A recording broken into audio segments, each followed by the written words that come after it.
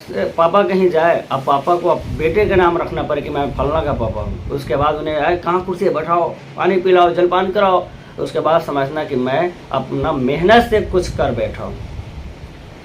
कहीं भी जाते हो कहते हो फलना नाम है मेरा, कोई रिस्पॉन्स नहीं, कोई नहीं पहचान पाता। कहते हो कि बगल के गांव के फलना प्रसाद के बेटा, उसके बाद कहते ठीक है बैठो। इसका मतलब ये नहीं कि पापा के नाम से आपको परेशानी है या आपको दिक्कत है। भाई कहने का मतलब यह है कि आप मेहनत नहीं कर पाए। जिस दिन आपके नाम से पापा को गर्व से पापा को आपका नाम लेना पड़े कि मैं फलना का बेटा हूँ, उस दिन समझना कि मैं मेहनत करके कुछ कर बैठा हूँ। तो आप प्रतिदिन नोट्स बनाइए। यहाँ तक पढ़ा दिया है, सर्वनाम पढ़ाने वाला हूँ, तो यहाँ तक आप कंप्लीट कीजिए, नोट्स बनाइए। परेशानी है किसी टॉपिक में या किसी भी प्रकार का मन में सवाल है तो आप कमेंट कीजिए, उस आपके सवाल का जवाब देने बहुत बहुत स्वागत है आपके और हमारे यूट्यूब चैनल धर्म सर पर। मैं आज बात करने वाला हूँ आपके परेशानी और दिक्कत के बारे में कि अगर आपको किसी भी प्रकार का दिक्कत है, परेशानी है, समस्या है तो आप हमें कमेंट करके बता सकते हैं। जैसे कि बहुत सारा टॉपिक पढ़ाई हो चुका है, ग्रामर का भाग जैसे कि आप पढ़ चुके हैं, वर्णमाला पूरा पढ़ चुके हैं। उसके बाद वर्णों को उच्चारण स्थान ये भी समाप्त हो चुका है। शब्द किसे कहते हैं, अर्थ के आधार पर, रचना, उत्पत्ति और रूपांतर के आधार पर पूरा पढ़ चुके हैं। तो आप सार्थक, निरर्थक, रूढ़, यौगिक, एकरूढ़, विकारी, अभिकारी में किसी भी प्रकार की समस्या है आप हमें बताएं। आपको बेहतर अंक अगर बेहतर नहीं समझ पाते हैं तो आपको बेहतर अंक नहीं आ सकता है। उसके बाद आप इससे अगला टॉपिक पढ़े हैं संज्ञा किसे कहते हैं। संज्ञा में बहुत बच्चों को परेशानी रहती है। व्यक्तिवाचक, जातिवाचक, समूह, द्रव्य, भाव, इसको पहचानने में बहुत सारा ज़्यादा दिक्कत होता है। मैं आपको तो बहुत बेहतर समझाया हूँ। आप किसी भी शब्द को देखकर आप बतला सकते हैं कि कौन संज्ञा है। फिर भी आपको अगर समझ ना आया हो, दिक्कत हो, तो आप हमें कमेंट करके बता सकते हैं। मैं दोबारा आप लोगों के लिए फिर से समझाने का प्रयास करूंगा, लेकिन मुझे लगता नहीं है कि आपको ऐसी कोई समस्या उत्पन्न हुई होगी। अगर आपको कोई समस्या नहीं है या समस्या है तो आप हमें मैं आपका धन्यवाद दूंगा कि आप हमें बताएंगे कि सर दिक्कत है। और किसी भी एग्ज़ाम में मतलब इंटर, मैट्रिक वगैरह जब एग्ज़ाम देते हैं तो उसमें 60 नंबर का ग्रामर पूछता है, 40 नंबर का ही बुक पूछता है। तो ग्रामर बहुत बेहतर होना चाहिए। इसके अलावा कोई भी ऑल एग्ज़ाम, जो भी आप किसी भी क्षेत्र में अगर एग्ज़ाम कुछ बनने के लिए जो भी एग्ज़ाम देते हैं उसमें हिंदी से क्वेश्चन रहता ही है, कम से कम 25 नंबर का क्वेश्चन ज़रूर रहता है। तो यह ऐसा नहीं है कि सिर्फ इंटर और मैट्रिक में यह काम आने वाला है। कहते हैं ना कि बचपन से 55 तक काम आने वाला है, या हिंदी व्याकरण पूरा बचपन से 55 तक आपके साथ रहेगा। हर एग्ज़ाम में आपको इससे क्वेश्चन आएगा और यह राजभाषा के रूप में भी हिंदी को दर्जा मिली है। इसीलिए हिंदी व्याकरण को मजबूत रखना बहुत ज़रूरी है।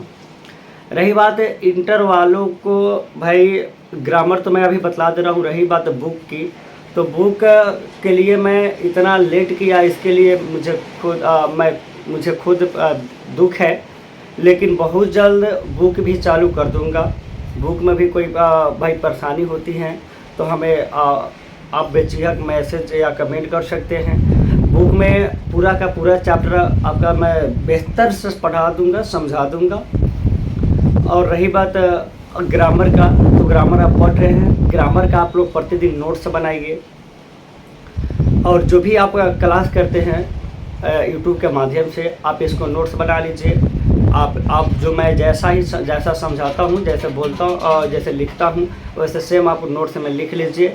आपका 60 नंबर कंप्लीट हो जाएगा।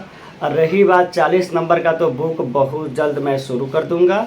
आप वो 40 नंबर भी कंप्लीट कर लीजिएगा। भाई बहुत ऐसे साइंस के बच्चे होते हैं जो हिंदी का पर ज़्यादा ध्यान नहीं देते हैं। तो भाई मेरा कहना है कि आप 100 नंबर का हिंदी है, अगर ज़्यादा नंबर ही लाओगे, ज़्यादा नंबर लाना चाहते हो, तो अगर हिंदी छोड़ दोगे तो पूरा 100 नंबर में दिक्कत हो जाएगा। सब विषय में मानो 90 अंक आ गया और हिंदी में 75, 76 बिना कहीं भी पढ़ नहीं रहे, अगर कम आ गया, फिर आपको तो यही एक विषय आपका जो अंक था उसमें नीचा कर दिया। तो भाई बेहतर पढ़ने वालों के लिए एक एक विषय, एक एक शब्द, एक एक भाई उसका जो टॉपिक है मायने रखता है। ऐसा नहीं है कि आप एक मतलब अरे हिंदी की क्या बात है भाई, हिंदी ग्रामर की ये तो अपने आप बेहतर है, हम नंबर के 100 ले लेंगे, ये सोच नहीं रखिए। आप बेहतर करना चाहते हैं तो हर एक टॉपिक, हर एक विषय सब ज़रूरी है बेहतर अंक के लिए।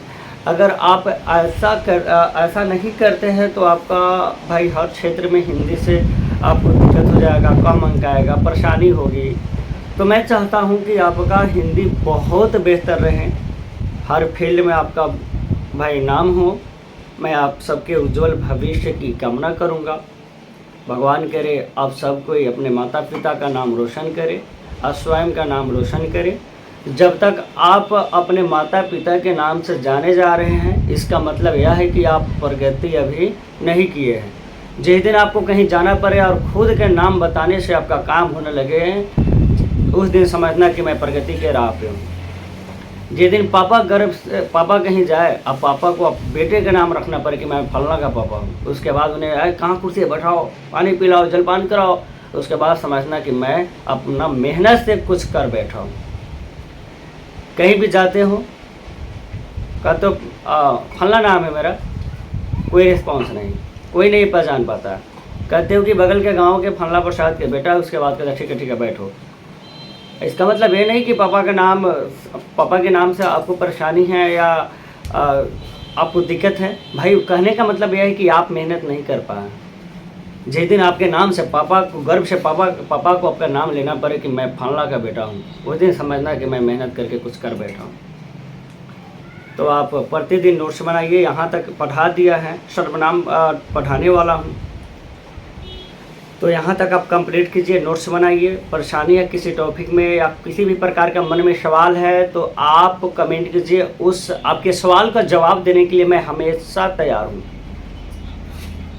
जो भी आदमी कोई भी अपना प्रश्न का जवाब पाना चाहते हैं तो आप कमेंट कीजिए। मैं नेक्स्ट क्लास बहुत जल्द सर्वनाम यानी कल ही सर्वनाम का क्लास लेकर आऊँगा, बेहतर समझाने की प्रयास करूँगा। ठीक है।